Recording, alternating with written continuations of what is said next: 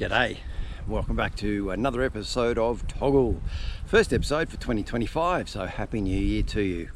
Right now as I film this, it is New Year's Eve. So I hope you've had a great Christmas. And for when you're watching this, I hope you had a great New Year's too. Now this is the best day we've had in weeks. It's fantastic, very light breeze, clear, sunny, nice and warm.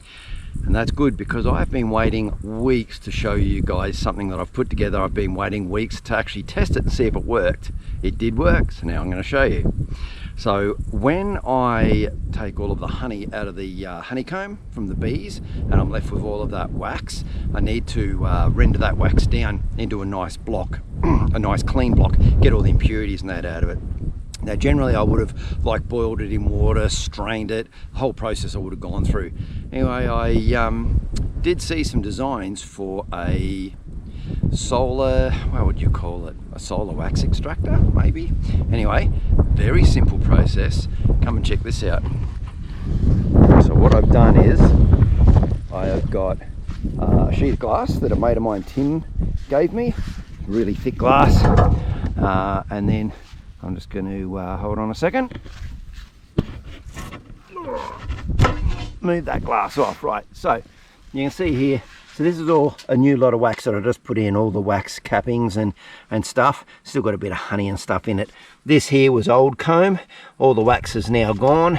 And this is stuff that was in first thing this morning. That's actually really hot, really hot.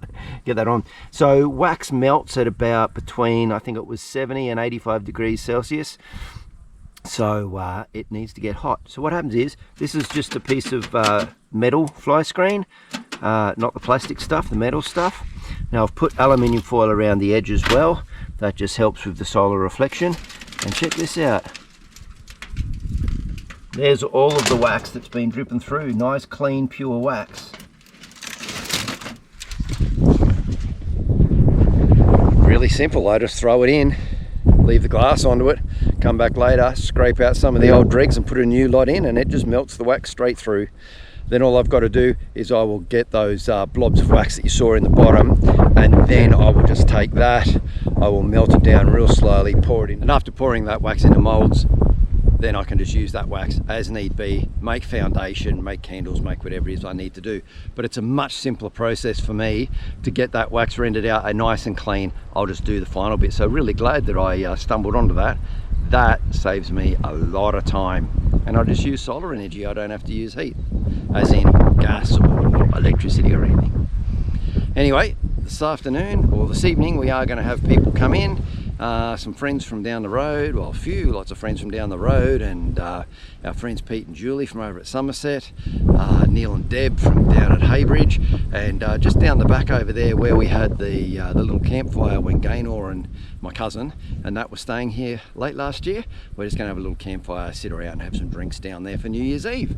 So I'll do a little bit of filming of that, and then hopefully this weather lasts for a few more days, because I've got a lot of little projects that I want to get done before I get this next video out. We'll see.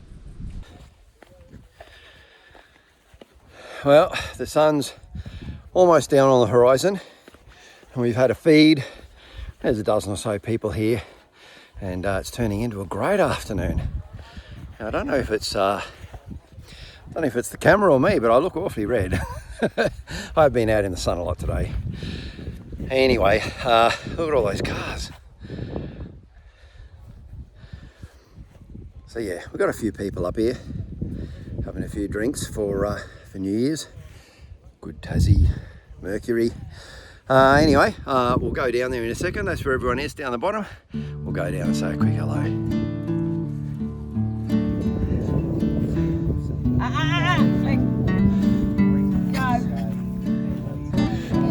The puppies are having a hell of a time. They just chased a wallaby out of that swamp. They didn't catch it.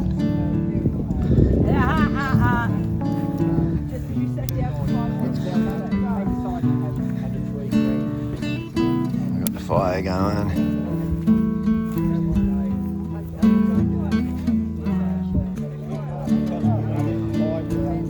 And it should be a bloody good evening.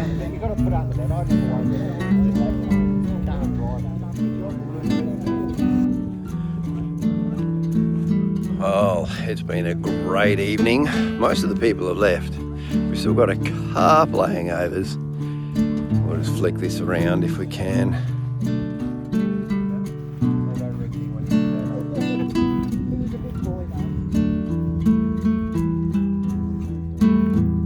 Our roosters are pretty placid, but there was one from the original lot of eggs that we first hatched. Cody and Grace took the rooster down the bottom. I lost myself. There it is.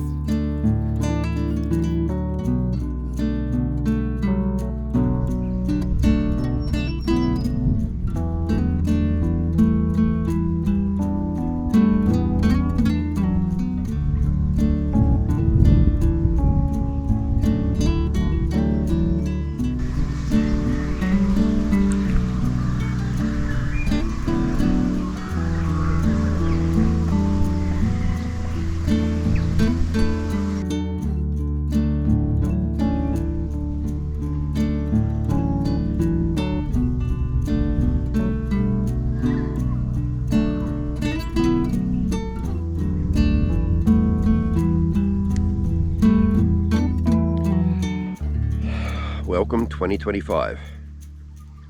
This is going to be our year.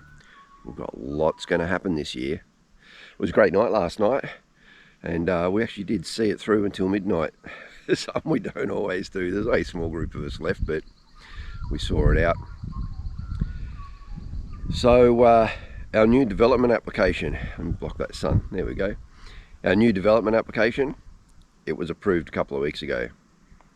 So that's great. We can get on with things now. I'm already talking with the building surveyors that are going to do our building approval for us. Building approval shouldn't be very hard to get through at all. It's that initial planning that takes all the work to get through. So that'll get started. So the plan is that in March we will start getting ground cut, slab down. We'll finally start getting that big American style barn built, which would be great. Looking forward to that. Other big news for 2025, we're going to become grandparents. So our son and his girlfriend, Cody and Grace, so Grace is due to have a baby in April, late April. And then would you believe that our daughter Jess is due to have a baby in early May. So they're only a few weeks apart, which is just amazing. We went from no grandkids to we're going to go bang. Both of them will have grandkids. Both of them will have kids, which will give us 2 grandkids, yeah. So fantastic. Lots and lots going to happen this year. Really looking forward to it. Anyway, I've got a bit of a mess to clean up down here, so I will get on with that. And yeah, we'll see what else we get up to in this episode.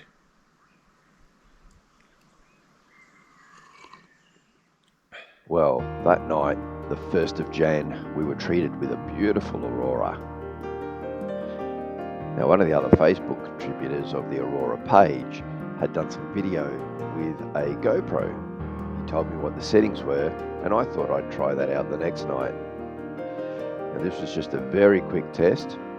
Just happened to be an aurora on the 2nd as well. This is what I got. Looking forward to the next one. So today I'm with some new friends of ours, Tim and Paula. They've just moved to Tassie recently, and their little daughter Sophia, and we're out at the Emu Valley Blueberry Farm. And oh my god, so you come out, you can pick your own blueberries, pay $15 a kilo for what you pick, which is fantastic. And these blueberries are huge, so, and they taste amazing too, so I've tasted a couple. So we're all out here and we are going to get to picking. There's so many. Look at the size of these. Oh my gosh, they are wonderful.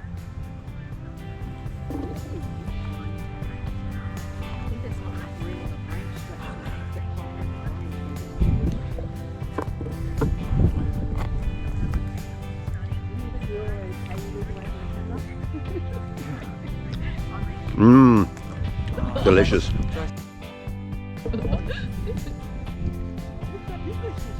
They are huge. I'm in heaven.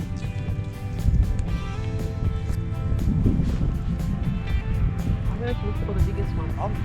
Yeah. I can't believe how... Oh, that's so sweet.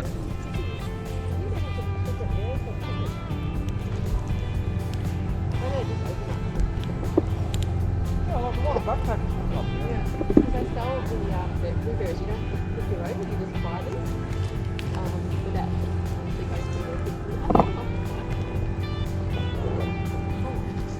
Can't even drop on the ground.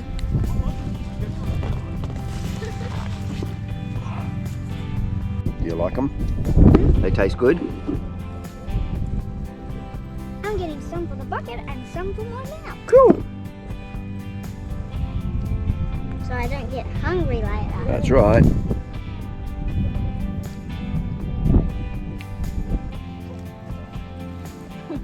Don't throw them away.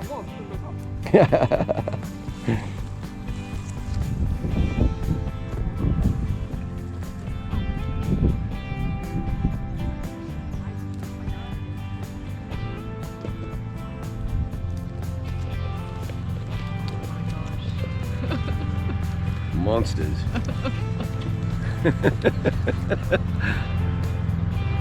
going. And so tasty. These are the monsters. They just got right off. That's so heavy. Well, that was a pretty good morning picking those blueberries. Kay and I managed to pick a combined total of 3 kilos in about 30 minutes. So we got plenty of blueberries. So God knows what, we'll eat a lot of them fresh. But the rest I've frozen, and we'll probably use them in cooking and cakes and whatnot. So not a bad little haul. 15 bucks a kilo you pay for them when you go and pick them yourself, so that's pretty damn good. And you pick the biggest and the nicest and the freshest ones. It's just so much better than store-bought stuff. Anyway, this afternoon I'm heading down into Penguin. I need to go and get some bees out of someone's wall. They decided to make a home in there. I went and had a look about probably a little over a week ago, just before Christmas. So she's probably closer to 2 weeks ago now. They'd only been there a few days. So I'm guessing that at most, maybe these bees have been in the wall about 3 weeks. But you'd be surprised how much honeycomb they can put into a space in 3 weeks' time. So it's going to be a little bit of a job, but we need to get those bees out. They can't be living in the wall there at the house. So heading down there now, and it should be an interesting one. So I'll set the camera up and I'll show you guys how this one goes. We'll see how we go.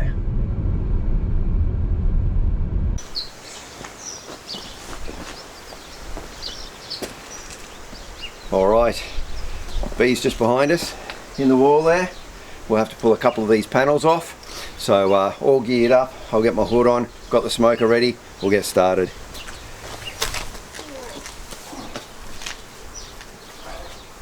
So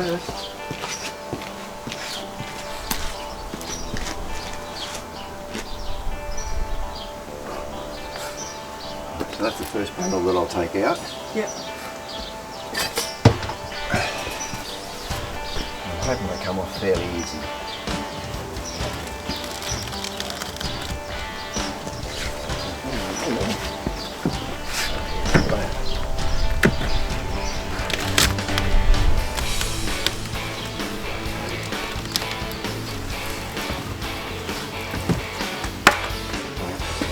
Hole right there. I think it goes in, and then that's timber all the way down there. And there's a hole there. So what I'll do is I'll take. It's all good, do it usually. We seem to be moving down a bit on the last couple of hours. Yeah.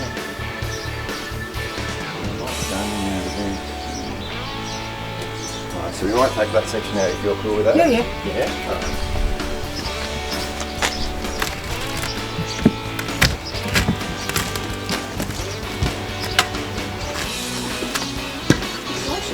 I was thinking they were in that wall, but that wall's all full of insulation, so chances are they're not.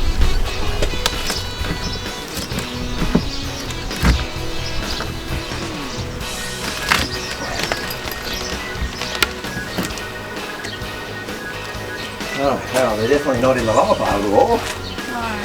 It'd be Got too them easy, up wouldn't there. it? Yeah, they're up in there somewhere. And so yeah, they could be building underneath that. Because they always like to have a roof to build on. Yep. Like something to build up onto. And I have had them before where they've gone up in underneath a window because the sill's there like that. Yeah. Alright, so I thought they were going to be in here somewhere. Looks like they're up and in there somewhere. Whole different story now.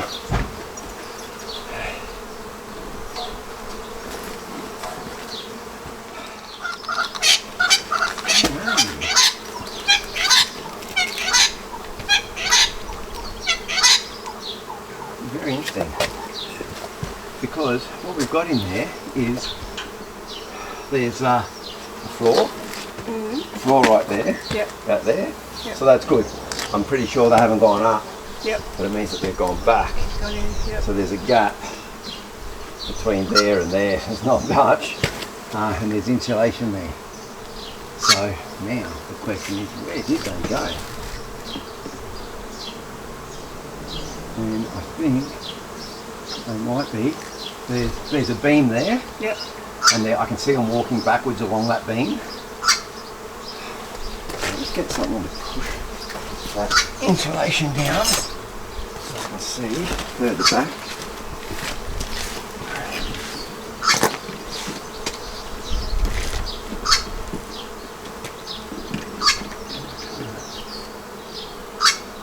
What's that there?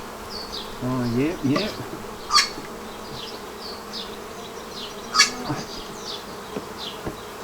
Okay. There's a lot of them hanging under the floor, just back there, about that far in. Yep.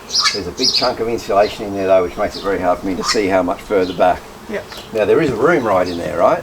There's a room. Yeah. Yep. So they're only in a very shallow space, and normally they're looking for a space that's deeper to build that comb. So Yep.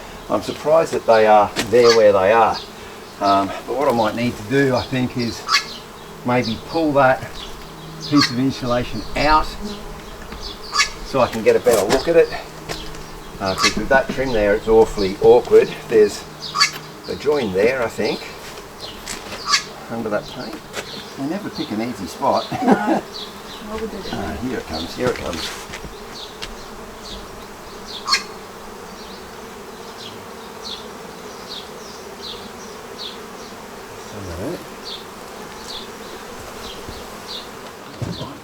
But I can actually see the honeycomb starting up in there.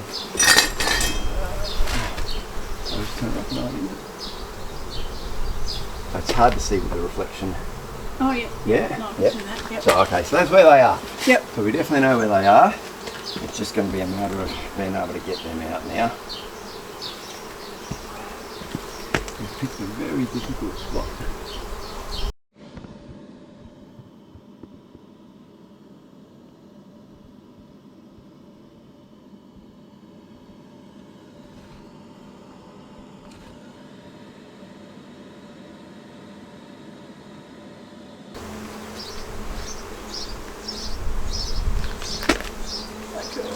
There's the first piece of honeycomb. So cool. Yeah. So they've got, you can see the glistening, that's the nectar. Yep. But those darker spots, that's pollen. So they're storing pollen in there as well. And there's actually babies as well. So if I keep that in the light, see in there, these little grubs? Yep. They're the little babies. So cool. Yeah. Yep.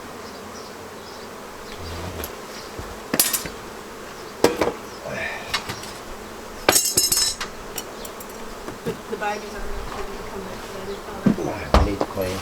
We get the queen, they will all come in. Yeah. And that's how you finish that. So that's that first piece of comb.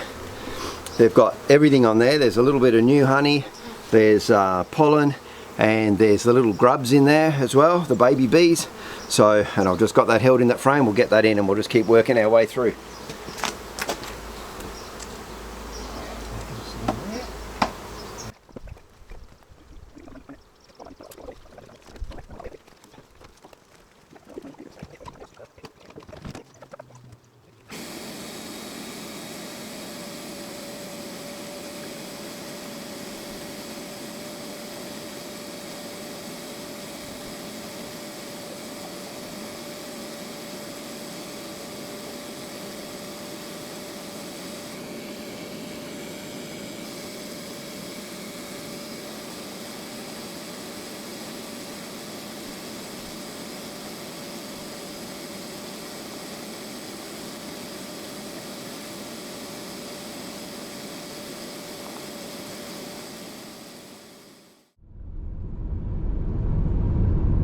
I tell you, that was a huge effort.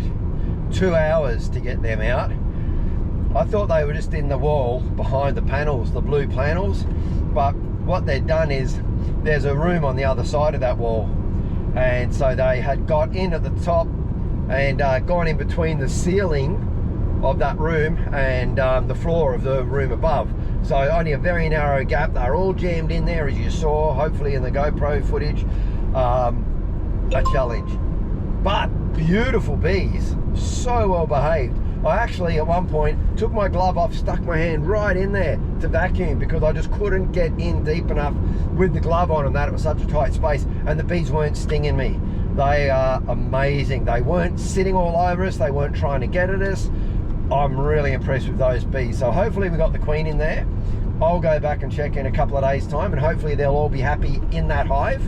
I don't know when the camera cut out, because 2 hours, I mean, it didn't run for that long. When I went to turn it off at the end of 2 hours, it was off. So hopefully you got some good footage out of it. But anyway, that's it for this episode. I need to get this wrapped up tonight so that I can get it out for you tomorrow. So yeah, I hope you enjoyed that one. It's been a great week. We've done some really cool, fun stuff.